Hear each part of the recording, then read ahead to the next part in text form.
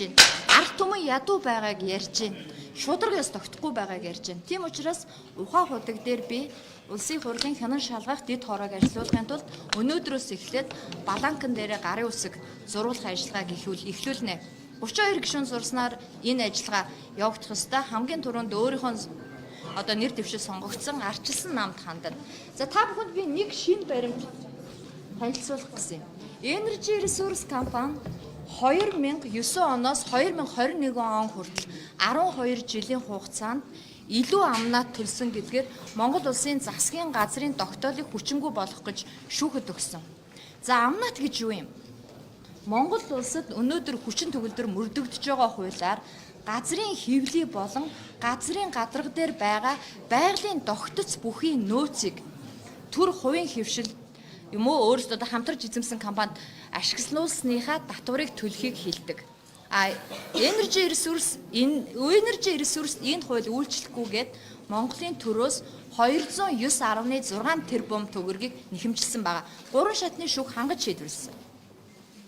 Өнөөдөр Монгол улсад нүүрсний зах зээл дээр гэж хэлж. Нүүрсний зах зээл дээр үйл ажиллагаа явуулж байгаа бүх аж ахуй нэгж бүх компаниуд амнаад төлдөг. Энэ хуулийг хэрэгжүүлдэг. Засгийн газрын тогтоол шийдвэрүүдийг хэрэгжүүлж ажилладаг. Ганцхан Energy Resource энэ тогтоол шийдвэр хамаагүй гэж байна.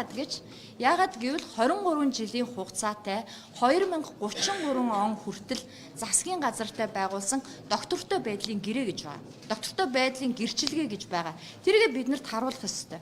Energy Resource компанид өнөөдөр ямар хууль үйлчилдэггүй бид мэдэх хэрэгтэй. Болохоор тэр хууль нь захирагддаг. Energy Resource болохоор захирагддаггүй. За тэгээ ухаан худгийг яаж авсныг та бүхэн олон жилийн туршид мэдж байгаа байх гэж би бодож байна.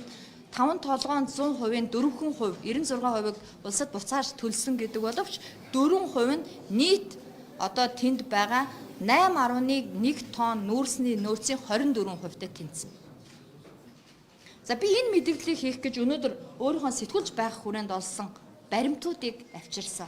Бид нар нэг тийшээ асуудлыг шийдэх ёстой. Үнэхээр Energy Resource хууль зөрчсөн юм уу? Хулгай хийсэн юм уу? Хулгай хийсэн бол хулгай хийснийхаа тэр ялыг эдлээд хууль шүүхийн байгууллагаар шийдээд улс ард түмний өмчийг буцааж өгөх ёстой. Хэрвээ Energy Resource-ийн зөв юм бол Монголын төр дуугүй байгаа татвараа аваад явах ёстой. За ийм мэдээлэл хэлээ. Цөөхөн асуултанд хариулъя тэхүү. Чуулган хаалттай хуралдах гэж байна. Тэгэхээр Energy Resource 2007 онд тэмдэглэл байдлаар өчөөд тэг үйлдэл ухаан худаг ордыг өгчихсэн байдгаа тухайн үеийн ерөнхий сайд, үйлдвэр хөдөлгөөний сайд энэ асуудлыг засгийн газраас өгсөн хугацаанд удаа дараа илчилжээ. Тэгэхээр хууль зөрчсөн гэхээс илүүтэй шууд луурдж хулгайж авсан гэж ойлгож болох уу? Та энийг ойлгох. Би бол Energy Resource-ыг шууд өөрсөндөө зориулсан хууль тогтоомж гаргаад хулгай хийсэн гэж бодож байна. Хууль баталж хулгай хийдэг. Эсвэл шууд луур хийдэг. Улсын хурлын гишүүдийг олноор нь санхүүжүүлдэг. Нэг хэсэг Монголын засгийн газар Централ Тааварт хуралддаг байсан. Одоо ч хэвээрээ байгаа байх гэж би бодож байна. Тэгэхээр энэ болгоныг бид нар дасан зогсоох хэрэгтэй байхгүй юу? Эрдэнтийн 49%-ийн луур яг ингэж явсан. Би энэ дээр 2 цуврал нэвтрүүлэг хийсэн. Маргааш нь бүх хүмүүсийг баривчилж ийсэн. Тэгэхээр би та бүхэнд сэтгүүлч хүн бол баримт түшиж ярьдаг. Миний ярьсан өнөөдрийн энэ дотроос ямар нэгэн зүйл худлаа байх юм бол би хуулийн хариуцлага хүлээхэд бэлэн. Одоо бол би тангараг өргөсөн бүрэн эрхийг хэрэгжүүлж байгаа улсын хурлын гишүүн. Тийм учраас хуулийн дагуу улсын их хурл дээр улсын хурлынхаа гишүүдтэй хамтарч ажилланаа. Улсын хурлын гишүүд бол хууль сахиулна, хууль биелүүлнэ гэж тангараг өргөсөн учраас энэ асуудалд нэгмэл байр суурьтай оролцох байхаа гэж бодож байгаа. Засгийн газрыг тууштай дэмжиж ажиллана. Одоо жишээ нь улсын хурлын гишүүдийг санхүүжүүлэх нь одоо ч ил байна шүү дээ, илчлэгдээд байна. Тэгэхээр улсын хурл руу болвол тогтоол оруулсан байгаа шүү дээ. Засгийн газраас ер нь хууль нийцүүлэхийг хүсэж байна гэх. Тэгэхээр улсын хурлаас ер нь яг бас хуулийн дагуу тогтоол шийдвэрийг гаргахад яг бас байж чадах болов маш олон гишүүд улс төрчүүдтэй MCS-ээс хандив авсан тодорхой байна шүү дээ. MCS-ийн охин компаниудаас хандив авсан гишүүд бол хуулийнхаа талд өргөсөн тангарахтай үнэнч байх гэж бодож, тэгж уриалж байгаа.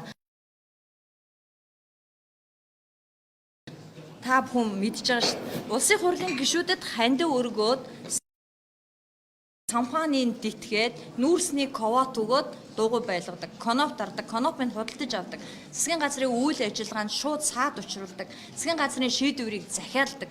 Энэ бол Монголын хамгийн том мап. Гэхдээ ганцхан энэ мапын жишээ энержи ресурсээр дуусахгүй. Дараагийн олон миний л хувьд илчлэх болно гэж бодож байна. За баярлалаа. Энэ 209 тэрбумыг та нар дээд шүүхийн шүүх хэмээнээс ороод авчаар. За манайх энд